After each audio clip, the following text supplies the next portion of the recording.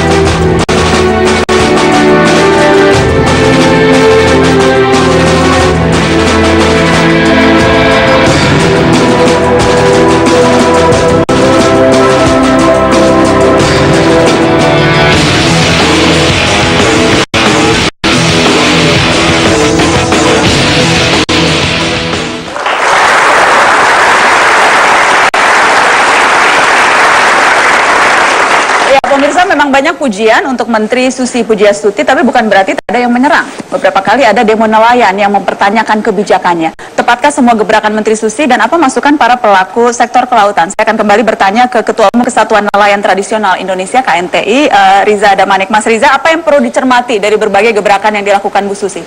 Sekiranya yang pertama adalah terkait langsung dengan partisipasi publik ya.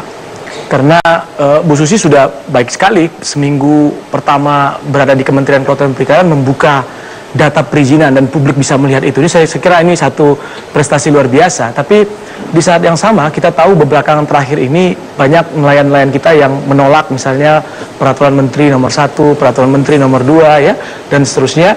Yang pada intinya kalau saya datang ke teman-teman di Jawa Tengah misalnya, mereka mengatakan kebijakannya itu benar tapi benar, dia bilang begitu ya. Benar tapi orang benar. Orang benar ya. Jadi benar tapi dirasa kurang tepat saja. Karena sebenarnya teman-teman juga tahu bahwa penggunaan alat tangkap yang merusak itu tidaklah baik begitu, tapi memang pada saat yang sama butuh waktu ya. Waktu itu yang sebenarnya sayangnya sejak awal belum dibicarakan. Saya kira seperti itu. Yang kedua terkait dengan konsistensi. Konsistensi ini kalau kita mundur ke belakang sejak era tahun 80-an zamannya Presiden Soeharto pada saat itu sudah melarang pemberlakuan troll. Ya, jadi bukan kebijakan baru sesungguhnya. Bukan baru, sudah jauh sekali itu, sudah lama sekali. Tapi pertanyaan lagi adalah bagaimana mengawal itu menjadi konsisten. Dia tidak berubah-ubah ya dan seterusnya. Maka oleh sebab itu kami berharap Bu Susi sudah sangat progresif begitu mengeluarkan pelarangan transshipment ya untuk kapal-kapal ikan asing utamanya, yang kita berharap ini jangan lagi dibuka tuh, jangan ada lagi upaya-upaya untuk membuka. Ada upaya-upaya itu? Kapal, ya saya kira beberapa waktu terakhir saya mendengar ya ada upaya ke arah sana dan saya berharap teguh pada pendirian itu. Yang ketiga ada persoalan mendasar terkait dengan pengelolaan perikanan kita, bahwa perikanan tangkap itu sesungguhnya masa lalu dari pengelolaan perikanan, masa depan pengelolaan perikanan itu adalah budidaya. Ya, dan yang 100 hari pertama pemerintahan yang kurang adalah belum mengoptimalkan perikanan budidaya. Saya berharap mungkin setelah 100 hari ini perikanan budidaya kita perlu ditingkatkan produktivitasnya sehingga itu bisa memenuhi kebutuhan pangan domestik kita. Terima kasih Mas Riza. Ibu mendengar kritikan-kritikan demo keluhan nelayan yang belum siap untuk kemudian menerapkan aturan yang sekarang ditegakkan sedemikian keras. Ibu mendengarkan keluhan-keluhan mereka? Ada ketemu dengan rombongan dari Rembang, Pati, juga Lampung. Kita juga udah ngobrol ya, saya bilang ya, mereka minta waktu saja ya. Sebetulnya sudah ada aturan permen memperbolehkan cantrang itu sampai kalau tidak salah 2011 Bu, itu hanya sampai 12 mil. Jadi kalau mereka mau pakai itu ya silahkan aja, tapi di wilayah perbatasan 12 mil mereka, dan itu harus tertentu waktunya sampai kapan, dan mereka tidak bisa keluar dari wilayah 12 mil pemerintahan daerah mereka gitu.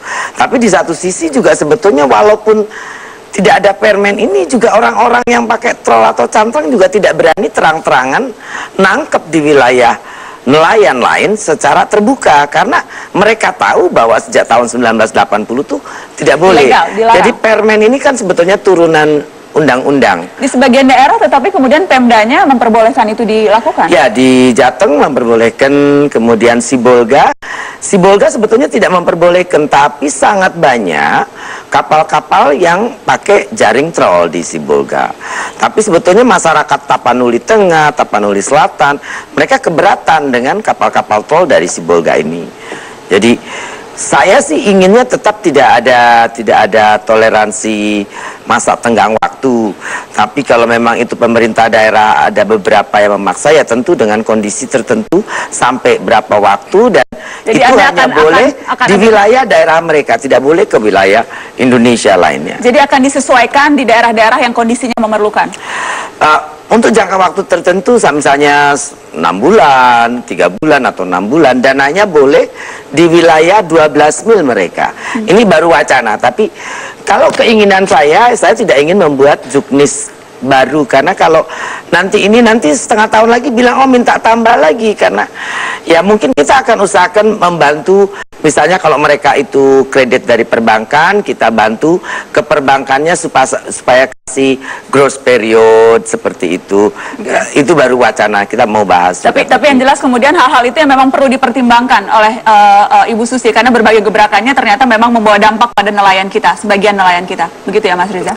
Pada akhirnya tentu kita berharap gebrakan-gebrakan ini harus membahagiakan nelayan-nelayan kita di kampung-kampung. Itu kerinduan yang sudah lama kita nanti-nanti itu. Kerinduan para nelayan, bagaimana membahagiakan. Baik. Ya jelas Bu Susi, kalau kita bicara selama 100 hari pemerintahan, ada banyak lembaga yang melakukan survei, menilai kinerja para menteri. Dan kita akan lihat salah satu Saya pikir lembaga itu biasanya cuma untuk presiden saja, pemilu atau pilkada gitu. Khusus menteri-menteri, karena menteri-menterinya unik-unik, dibuat salah satunya Populi, survei Populi. Kita lihat hasil survei Populi yang nyebut-nyebut nama Bu Susi berikut ini.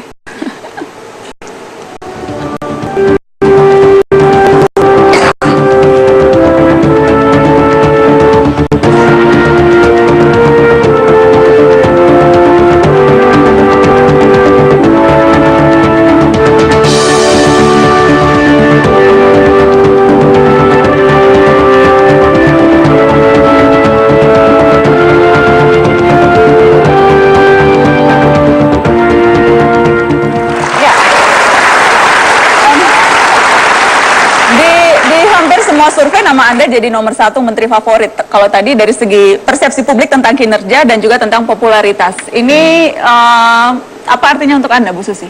Hasil survei itu nomor 1 Susi Pujiastuti. Kan nggak dapat hadiah juga. So ya happy, tapi kan juga yang penting kita mesti kerja, itu aja. Dan ya untuk saya kalau misalnya ini dipakai sebagai kriteria, berarti tanggung jawab saya tentu lebih besar, karena masyarakat akan lebih melihat, berharap juga lebih banyak. Sebetulnya maunya saya tidak usah ada begini-beginian gitu. Jadi kenapa menjadi beban untuk Anda? Iya, lebih karena pembuktian. Kan seharusnya membuktikan diri dulu, banyak dicemooh hanya lulusan SMP kok bisa jadi menteri. Ternyata surveinya nomor 1. Saya sih nggak ada peduli saya harus membuktikan diri atau apa, nggak peduli saya. Yang penting saya kerja, saya pikir ini yang terbaik. Saya sudah bilang bahwa saya tertarik dengan kata Pak Jokowi, perubahan. Nah ini saya pikir saya bisa menjadi bagian dari perubahan itu sendiri. Lain dari itu ya not very important. Tidak penting. Tapi penting. posisi menteri itu kan posisi politis. Jadi dukungan publik, bagaimana persepsi orang terhadap kinerja itu kan penting. Yes and no. Yes and no. Lebih banyak no-nya atau yes-nya?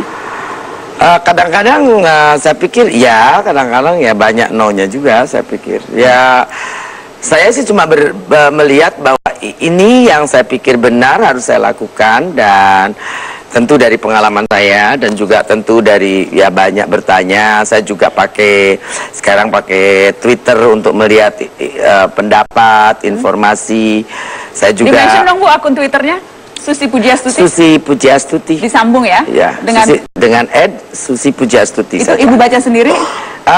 Mostly saya. Kalau jawab hampir 50% saya, 50% saya bicara, Vika yang texting, atau kadang-kadang Tapi yang jelas kalau mau komunikasi dengan Menteri Susi bisa lewat Twitter. Nanti tolong Twitter Mata Najwa mention secara terbuka Twitternya Bu Susi, jadi semuanya yang bisa kasih komentar, masukan, kritikan silakan langsung. Kita akan break. break. Setelah pariwara berikut, aksi Susi masih akan kembali. Tetaplah di Mata Najwa.